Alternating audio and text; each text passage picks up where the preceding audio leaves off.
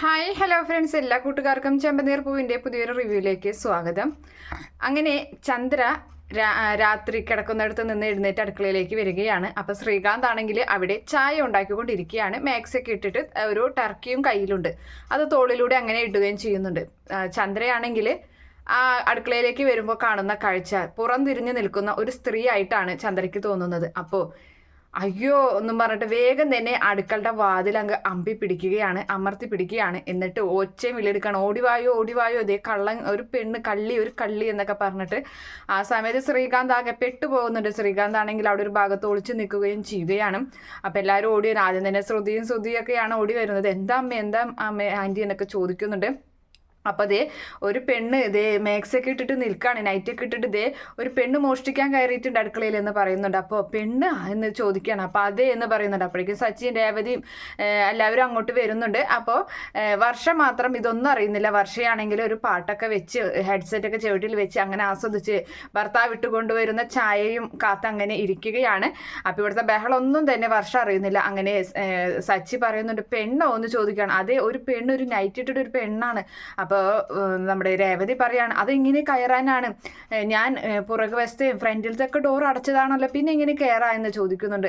നീ അടച്ചിട്ടുണ്ടാവില്ല, നിനക്ക് ഞാൻ വെച്ചിട്ടുണ്ട്, ഇത് കഴിയട്ടെ, നിനക്ക് ഞാൻ വെച്ചിട്ടുണ്ട്, നീ പുറകിലത്തെ ഡോറൊന്നും നീ അടച്ചിട്ടുണ്ടാവില്ല, അല്ലാതെ എങ്ങനെ ഇവിടെ കയറാ എന്ന് ചോദിക്കുകയാണ്.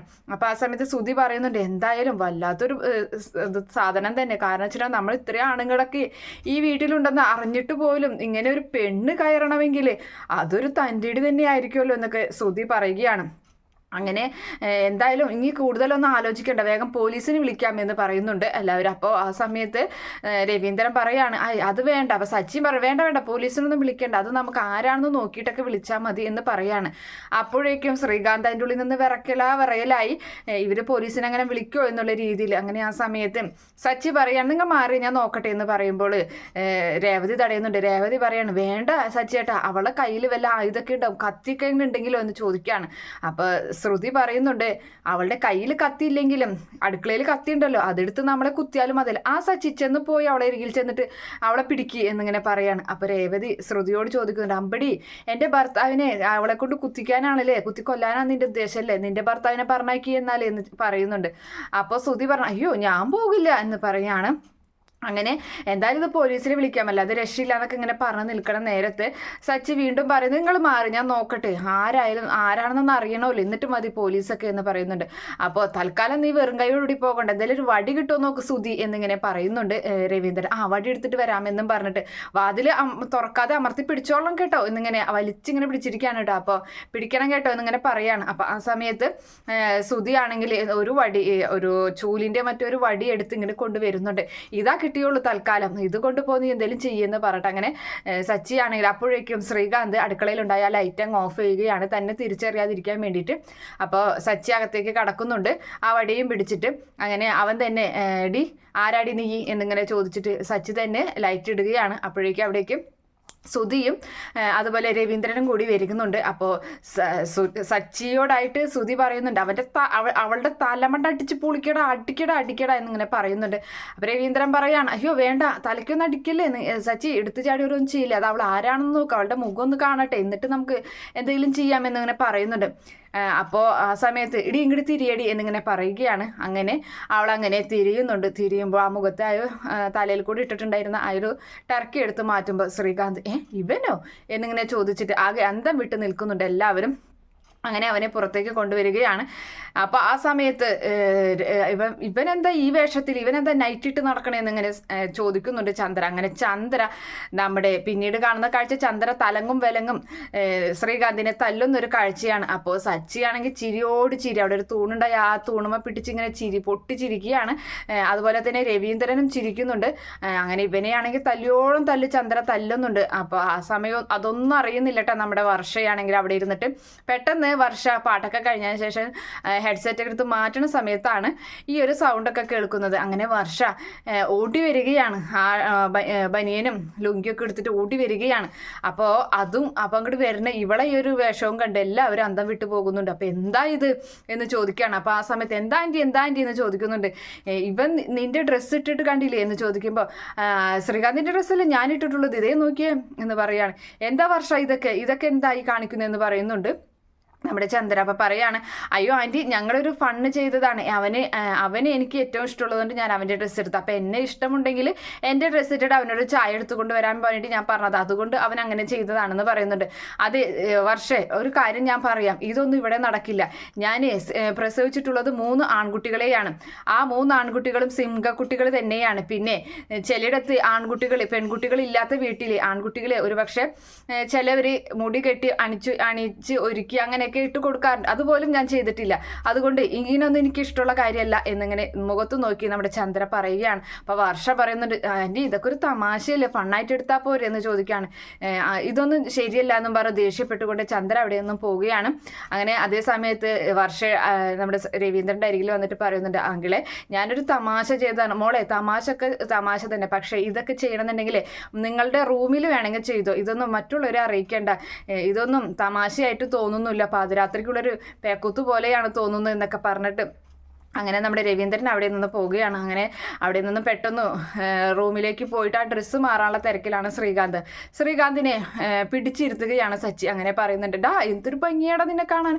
അപ്പോൾ പറയുന്നുണ്ട് നമ്മുടെ സുധി പറയാണ്, ഡാ അല്ലേ ഡി എന്ന് വിളിക്കുക. പറഞ്ഞു, എല്ലാവരും ഒന്നാ നിന്ന് ഒരു സെൽഫി ഒക്കെ എടുക്കാമെന്ന് പറഞ്ഞ് അങ്ങനെ എല്ലാവരും ചേർന്ന് ചന്ദ്രയും രവീന്ദ്രനും ഒഴികെ ബാക്കി എല്ലാവരും ചേർന്ന് സെൽഫി ഒക്കെ എടുക്കുന്നുണ്ട്. അങ്ങനെ 2-3 വട്ടം സെൽഫി ഒക്കെ എടുത്തതിന് ശേഷം ശ്രീകാന്ത് ഓടി രക്ഷപ്പെടാൻ നോക്കുകയാണ്. അപ്പോൾ ശ്രീകാന്തിനെ വട്ടമിട്ട് പിടിക്കുന്നുണ്ട് നമ്മുടെ സച്ചിയും സുധിയും കൂടിയിട്ട്, എങ്ങനെ നീ രക്ഷപ്പെടണ്ടടാ എന്നൊക്കെ പറഞ്ഞു. അപ്പോൾ പെണ്ണുങ്ങളെല്ലാവരും പൊട്ടിച്ചിരിക്കുകയാണ് ചെയ്യുന്നത്.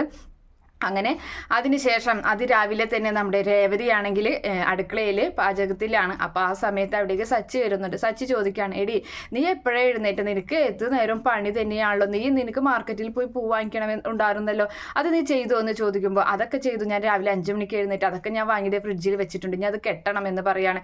നിനക്ക് പൂ കെട്ടണം, എന്തെല്ലാം കാര്യങ്ങളാണുള്ളത്, എന്നിട്ട് നീ അടുക്കളയിലെ കാര്യങ്ങളൊക്കെ ചെയ്തിട്ട് നിനക്ക് പോകാൻ പറ്റുള്ളൂ. ഇവിടെ വേറെ പെണ്ണുങ്ങളില്ലേ, എന്തേ അവരും ജോലിക്ക് പോകുന്നത്, ഇതൊക്കെ വല്ലതും ചെയ്തിട്ടാണോ, നിനക്ക് മാത്രം എന്താ ഇങ്ങനെയാന്നൊക്കെ ചോദിക്കണ. അത് കേട്ടുകൊണ്ട് അവിടേക്ക് ചന്ദ്ര വരികയാണ്. അപ്പൊ ചന്ദ്ര പറയുന്നുണ്ട്, അതെ ആദ്യം വീട്ടിലെ കാര്യം പിന്നെ മതി ജോലി എന്ന് പറയുന്നുണ്ട്. അപ്പോൾ സച്ചി ചോദിക്കുകയാണ്, അല്ല ഇവിടുത്തെ മറ്റു 2 മരുമക്കൾ അങ്ങനെയാണോ ചെയ്യുന്നത്, ഒരാൾ ഡബ്ബിംഗ് എന്നും പറഞ്ഞു പോകുന്നുണ്ട്, ഒരാൾ ബ്യൂട്ടി പാർലർ എന്നും പറഞ്ഞു പോകുന്നുണ്ട്, അപ്പോൾ അവരൊക്കെ ഇതൊന്നും ചെയ്തിട്ടല്ലല്ലോ പോകുന്നത്, എൻ്റെ ഭാര്യയ്ക്ക് മാത്രം ഇതും ചെയ്യണമെന്ന് എത്ര നിർബന്ധം എന്നങ്ങനെ ചോദിച്ച് സച്ചി ചൂടാവുകയാണ്. അപ്പോഴേക്കും ശ്രുതിയൊക്കെ അവിടേക്ക് വരുന്നുണ്ട്.